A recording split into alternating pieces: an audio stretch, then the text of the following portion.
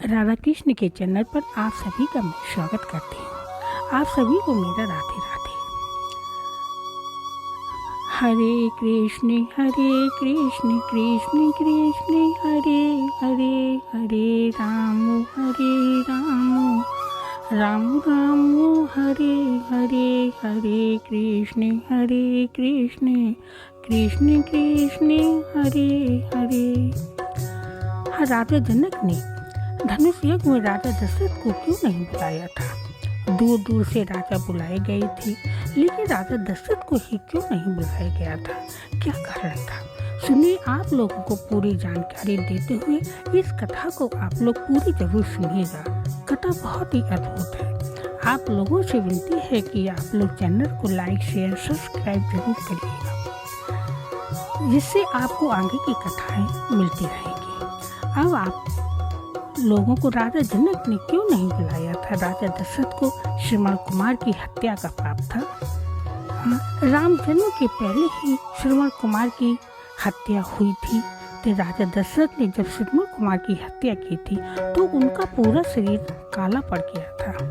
गुरु वशिष्ठ जी ने 3 बार अपने मन के उच्चारण से राजा दशरथ का शरीर ठीक कर दिया। और ब्रह्म हत्या का पाप से भी, ब्रह्म हत्या के पाप से भी राजा दशरथ को गुरु वशिष्ठ ने मुक्ति दिलवा दी थी,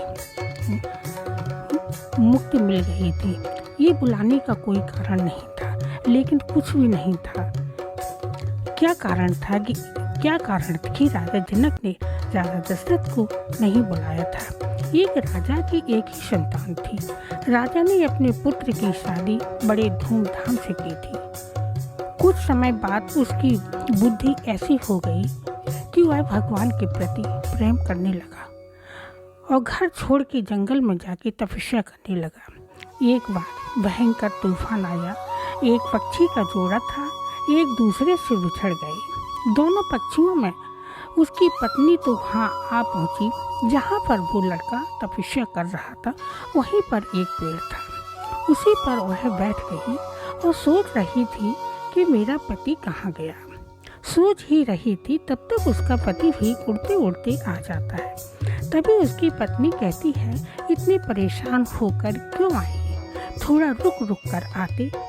उसका पति कहता, नहीं, मैं तुम्हारे बिना कहीं नहीं रुक पाऊंगा।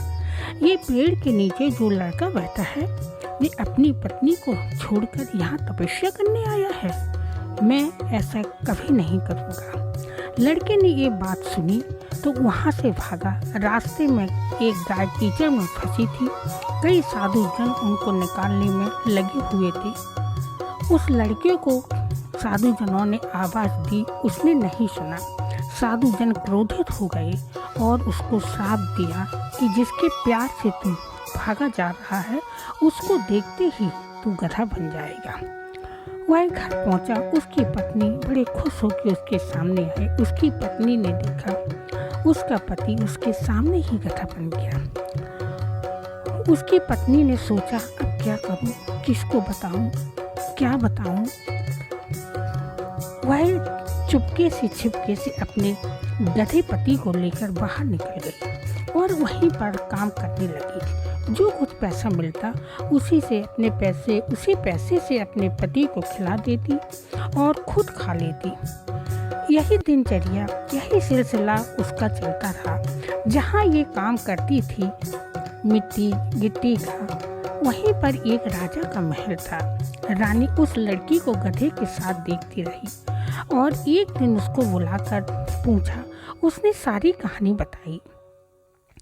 रानी को दया आ गई और राजा को बताया और कहा, इसका पति फिर से इंसान बन जाए तो? राजा बोले, कैसी बात कर रही हो रानी, ऐसा कहीं हो सकता है? रानी बोली, क्यों नहीं हो सकता? जब इंसान गधा बन गया तो गधा इंसान नहीं बन सकता। राजा बोले, ठीक है, मैं देखो मालूम करूँगा। राजा ने बड़े बड़े पंडितों को और ज्ञानियों को बुलाकर ये उनके सामने बात रखी। राजा बोले, कैसे? पंडित जी, कुछ भी करिए, कैसे ये हो सकता है? अगर हो सकता है तो आप पूरी कोशिश करिए। एक ज्ञानी पंडित थे, उन्होंने कहा हाँ महाराज, हो तो सकता है। कैसे हो सकता है? गंगा जी की धारा को रोक दिया जाए, गंगा जी की धारा के प्रभाव को रोक दिया जाए तो 1 सेकंड के लिए तो रोक दिया जाए, तो उसी जल का इसके ऊपर छींटा दिया जाए तो ये फिर से इंसान बन जाएगा। राजा ने उन्हीं ज्ञानी पंडितों से कहा तुम लोग ये सब करो। पंडितों ने कहा महाराज, ये कोई आपको सरल काम लग रहा है? गंगा जी की धारा के प्रभाव को कौन रोक सकता है? किसके बस में है ये तो महाराज किसी के बस में नहीं है। राजा ने सारे राजाओं को निमंत्रण दिया, सारे ज्ञानी पंडितों को भी बुलाया। वहाँ सभी ने प्रयास किया लेकिन सभी असफल हो गए। तभी वहाँ पर राजा जनक भी आए हुए थे। उधर महाराज दशरथ सोच रहे थे कि मैं कहीं पर असफल नहीं हुआ, लेकिन गंगा के प्रभाव को कैसे रोकूंगा। ये सब सोचकर रात हो गई, नींद नहीं आ रही थी क्योंकि सुबह जाना है। सोचते सोचते सभी नदी के तट पर आ गए और बोले गंगा के बारे में सदियों से ज़्यादा कौन जान सकता है, क्योंकि दोनों विष्णु पुत्री हैं। एक तो उनके नाखून से प्रकट हुई है, दूसरी उनके आँखों से प्रकट हुई है। राजा जब वहाँ पहुँचे, एक पहरेदार भी पहरा दे रहा था। रात का समय था, अंधेरा भी था। उस पहरेदार ने सोचा पता नहीं कौन आ गया है, दौड़ के आया और राजा के सर पर डंडा मार दिया।